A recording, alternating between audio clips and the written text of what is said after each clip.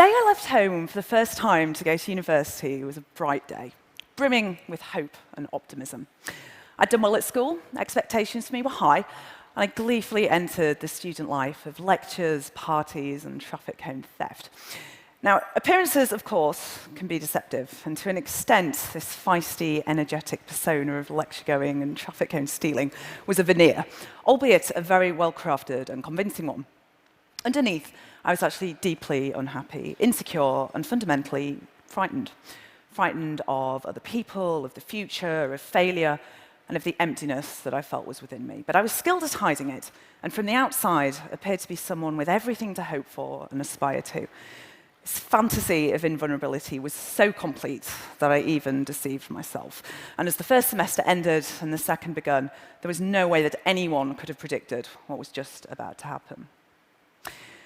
I was leaving a seminar when it started, humming to myself, fumbling with my bag, just as I'd done 100 times before, when suddenly I heard a voice calmly observe, "She is leaving the room." I looked around and there was no one there, but the clarity and decisiveness of the comment was unmistakable. Shaken, I left my books on the stairs and hurried home, and there it was again. She is opening the door. This was the beginning. The voice had arrived. And the voice persisted. Days and then weeks of it, on, narrating everything I did in the third person. She is going to the library. She is going to a lecture. It was neutral, impassive, and even, after a while, strangely companionate and reassuring. Although I did notice that its calm exterior sometimes slipped, in that it occasionally mirrored my own unexpressed emotion. So, for example, if I was angry and had to hide it, which I often did, being very adept at concealing how I really felt, then the voice would sound frustrated.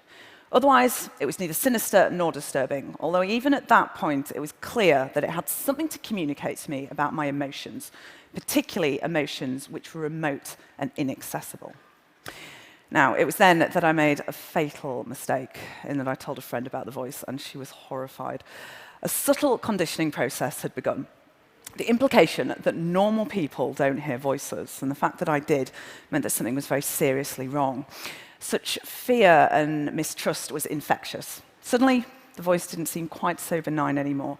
And when she insisted that I seek medical attention, I duly complied, and which proved to be mistake number 2.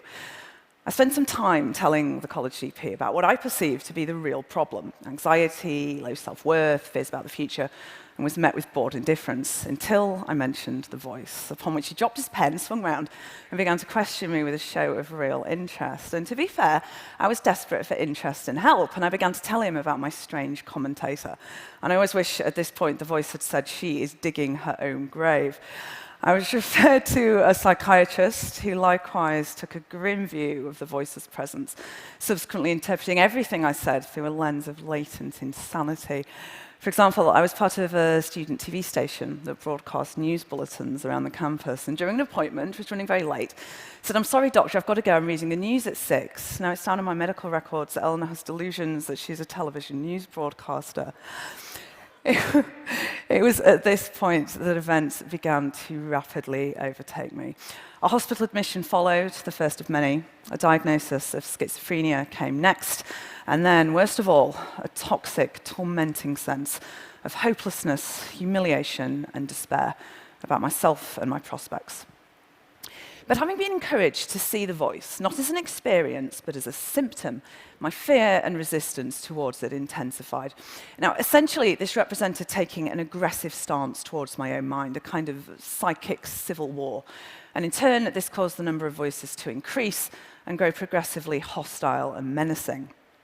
Helplessly and hopelessly, I began to retreat into this nightmarish inner world in which the voices were destined to become both my persecutors and my only perceived companions.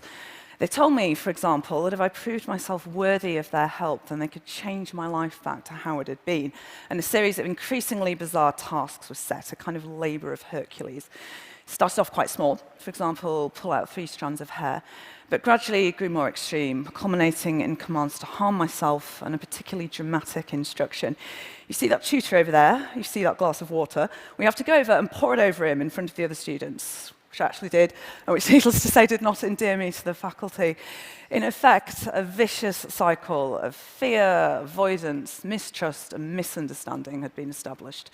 This was a battle in which I felt powerless and incapable of establishing any kind of peace or reconciliation. 2 years later, and the deterioration was dramatic.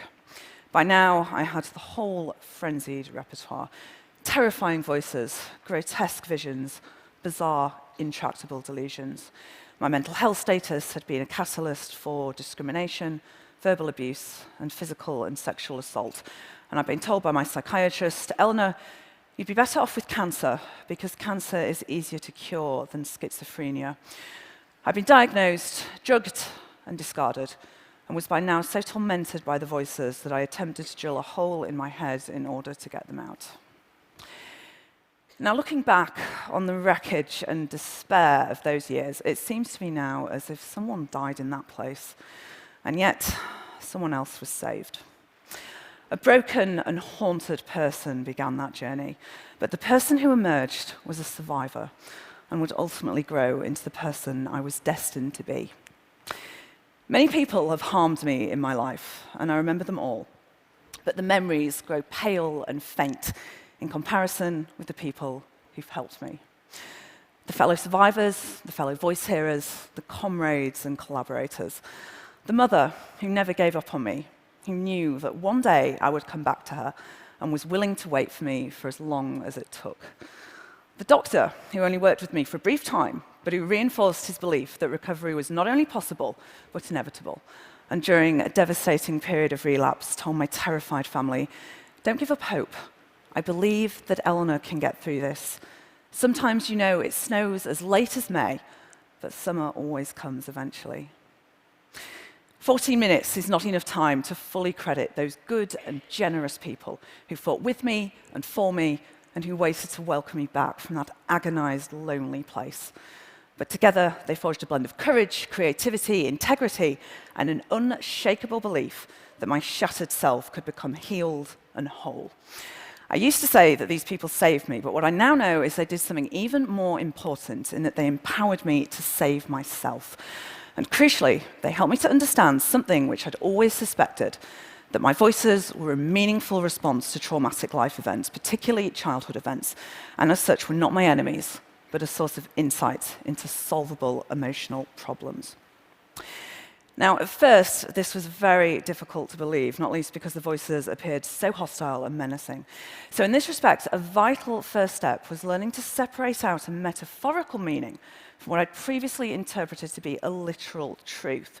So, for example, voices which threatened to attack my home, I learned to interpret as my own sense of fear and insecurity in the world rather than an actual objective danger. Now, at first, I would have believed them. I remember, for example, sitting up one night on guard outside my parents' room to protect them from what I thought was a genuine threat from the voices, because I'd had such a bad problem with self-injury that most of the cutlery in the house had been hidden.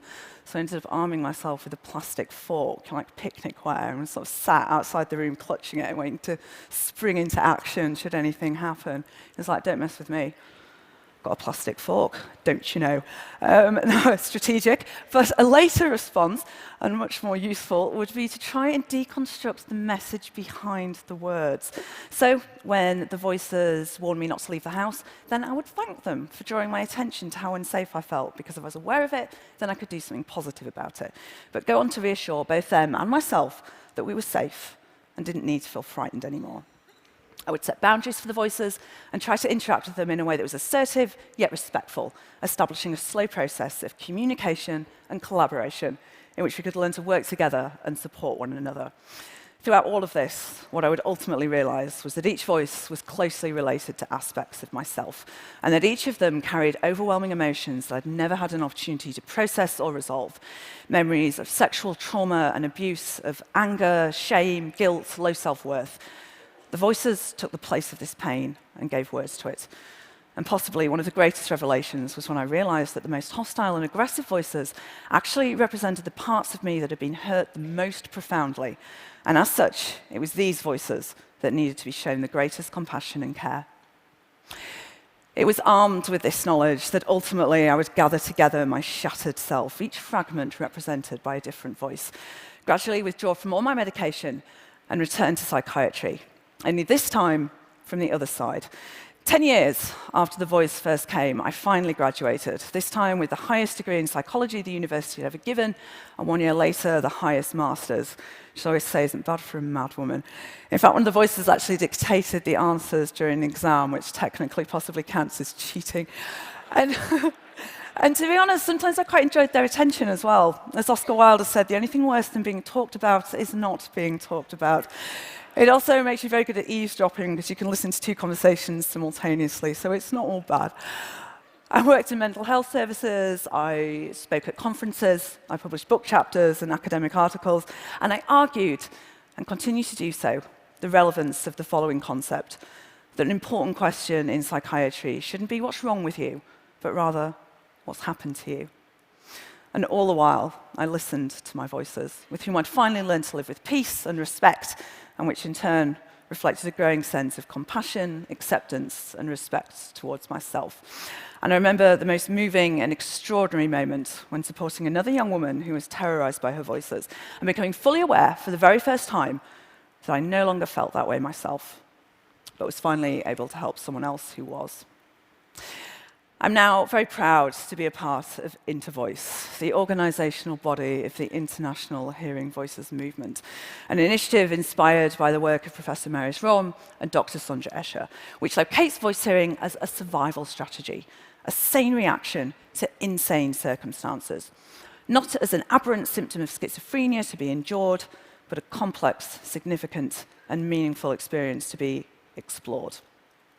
Together, we envisage and enact a society that understands and respects voice hearing, supports the needs of individuals who hear voices, and which values them as full citizens. This type of society is not only possible, it's already on its way. To paraphrase Chavez, once social change begins, it cannot be reversed. You cannot humiliate the person who feels pride. You cannot oppress the people who are not afraid anymore. For me, the achievements of the Hearing Voices movement are a reminder that empathy, fellowship, justice, and respect are more than words. They are convictions and beliefs, and that beliefs can change the world. In the last 20 years, the Hearing Voices movement has established Hearing Voices networks in 26 countries across 5 continents, working together to promote dignity, solidarity, and empowerment for individuals in mental distress, to create a new language and practice of hope, which, at its very center, lies an unshakable belief in the power of the individual. As Peter Levine has said, the human animal is a unique being, endowed with an instinctual capacity to heal and the intellectual spirit to harness this innate capacity.